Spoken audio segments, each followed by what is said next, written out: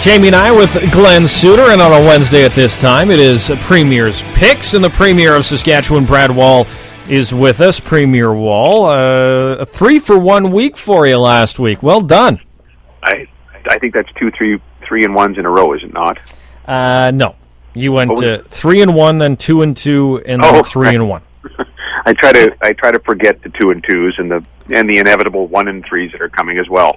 But not as bad as Gary's week last week, an 0-for-4 week, but he improved a little bit this week. But Brad Wall and the Gnome are both 8-4 off the start of the first 3 weeks, but we'll get into the picks a little later on. The one big question I had for you tonight, Premier Wall, the Winnipeg Blue Bombers today, the defensive back pushed out the star receiver Corey Watson in the last play before they go up against Toronto on Friday. Last play of practice. Tomorrow's just a walkthrough. Won't get a lot done there. If a minister or even an MLA were to push the budget, the Minister of Finance, the day before Budget Day to have him unable to participate, what would be the penalty? Well, we actually had something like that happen. There wasn't any shoving, but the Finance Minister, former Finance Minister Rod Ganefort, suffered an injury the day before the budget. And of course, for finance ministers, the budget's the big day. You give the long speech, you're in front of the cameras the whole day. So what we did as a team is he was sporting a Band-Aid on his head where he took a pretty bad cut. So we all just put on the Band-Aid. Well, we play as a team even on budget day. That's sort of not a perfect analogy, but that's the only thing I can come up with. We've never had any shoving. Thank goodness, no shoving incidents so far in caucus. I loved when Budget Day had the stadium involved in the budget.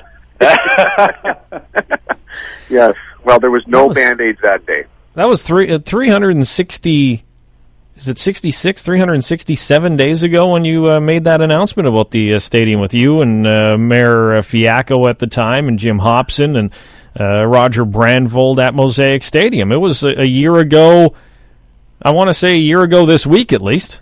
Yeah, it's a year ago that the funding was announced for it, and so the City of Regina, to their credit, have been working on all the due diligence, making sure we get it right.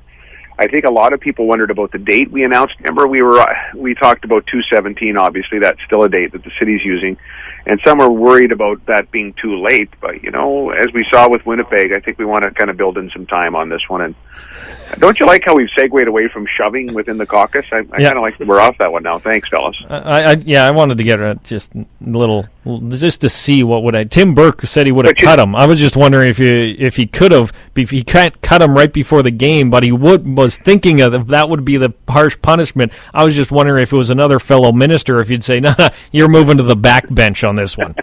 Well, we have an all-time, an all-Canadian safety on the line with us, former safety in the CFL. Did that? I think it behooves us to ask the question: did anything like that happen in a rider practice when a star offensive player? Yeah, I'm sure it did. I'm sure it did at times where in practice. I know Ray Elgard and I used to get in a fist fight in training camp every year, and it was a quick fight with Ray hitting me and me hitting the ground. But that's a great story. Is that true, Glenn? You guys used to I did it. I did it every year because I felt, especially when I was a rookie a long time ago, I thought if I can get in a scrap with Elgard, I'll get noticed, and so I did that and took a couple of shots at him in a practice that wasn't full strip. And it was full strip, but not full contact. And I took a good shot at him, and he didn't like it, of course. And threw me to the ground, ragdolled me, and then we kind of made it a tradition from then on in. So, Glenn, after the first one, though, why wouldn't you maybe pick the next season's fight with the next camp's fight with, say, Narco or someone like that? Yeah, it would have been a better choice. Throwing him around. He was a cheap guy on the road anyway, so I probably would have had a little inner anger there, speaking of budgets. But, I don't think they knee-jerk react here. They just have to tell the guy, dumb idea, bad decision, don't let it happen again. Now, Narcisse was just smart budgeting. He took the allowance on the road and just made sure to spend as little as possible to keep it as a little bonus for traveling. Well, Jamie, how can you go on the road with a $90 per diem and come back with $87.50 after 3 days? I'd find a way. I would find a way. As many free breakfasts as possible. I have to say this. Narcisse spoke at our son's graduation at Inswift Current this year, just a month ago, or a little less than a month ago. He was outstanding. He has a great story to tell, and tells it very, very well, and was very well received. He did a great job. Didn't tell the road per diem stories, though. Didn't share those at all. Let's get to the picks. Let's bring the King on. Is the King here? Is the King ready to go? Hello, guys. Hey, Gary. How's it going? Pretty good. I love these training camp talks. I go to the Rolco training camp every year and fist fight Gormley. It works out pretty well for me, so I know what Glenn's talking about. Gormley would ragdoll you so bad. Yeah, it's like Glenn, with Elgard. It's you take the beating and then you get. Look at me now. I'm talking with you guys. That's not just by coincidence. Gormley he's fit now. That's what's scary about Gormley. Very true. That's how you got on Premier's Picks, is you fought John Gormley? Yeah. You can ask him about it sometime. He'll tell you the story. It's fantastic. Do I have to fight John Gormley? Because I'm on Premier's Picks. I'm hoping that. No, you guys are all established already. I'm still trying to climb the ladder, so I got to do whatever it takes, including make terrible picks. 2 for 2 this week, Gary, which is all right. Which means better than last week. Yeah, you got Hamilton right. The Gnome and Premier had Winnipeg. You at least got Hamilton right this week, so that's a good job there. So let's get to the picks and see how if the King can go 0 for 4 like he did last week in a complete embarrassing performance. Always the goal. The Premier is tied with the Gnome. Winthorpe, like the Red Blacks, as he is all capitalized. If you're putting it in print, that's to the leader poster, Star Phoenix. Toronto-Winnipeg starts the week on Friday. Premier, who do you have there? Toronto. Yeah, Winnipeg doesn't have anybody to throw to. The King, what do you got? Well, you see, as I am the underdog now, I need to gain some ground, and I think that Toronto, Mr. Premier, Toronto is going to be sleeping. They're going to say, "Oh, they got no one to throw to." Like you said, Watson is out, so I'm going to go ahead and take the Bombers. Oh, it's just like an accident in slow motion. Okay, carry on. Montreal at Calgary as they flip stadiums. They were in Montreal last week with Calgary's win. Gary, who are you going with?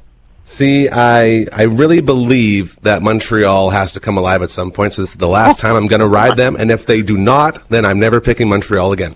So I'm going with the Owls this time. Calgary. Am I making it too easy for you, Mr. Premier? I'd just like to note that is now... No, it's not 3 weeks. I thought the... I'm just doing the Costanza. Whatever, Gary. I like when Gary goes first, because I'll just go the opposite. Well, that's what I'm doing with you. So's the Gnome, and so far you and the Gnome are tied, so that's interesting. Edmonton at BC. We're going to start with the Premier. Lions.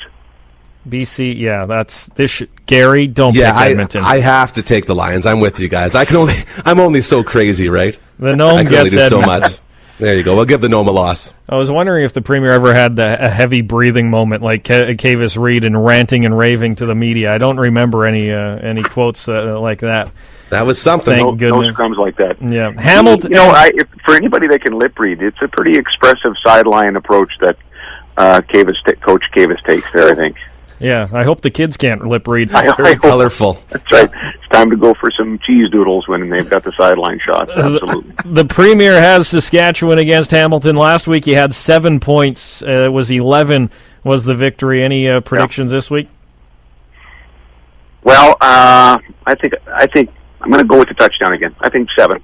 7 against the Tiger Cats. Gary?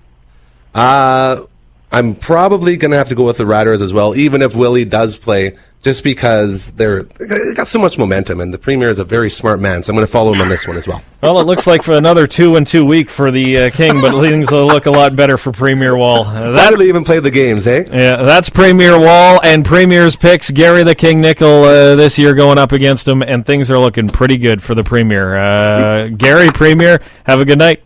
Jamie, just before you go, next week we're in Niagara. It's the annual summer premiers meeting, and so we're going to try to get a few premiers on the line and see if they'll pick a few. I think Christy Clark will come on, and we'll try to get a few on if we can just sort of a heads up in terms of time allotment. We'll try to do that next week. And also, is the Premier PEI bringing Angus back or not? Yeah, I hope so. He's sort of been held hostage for a while.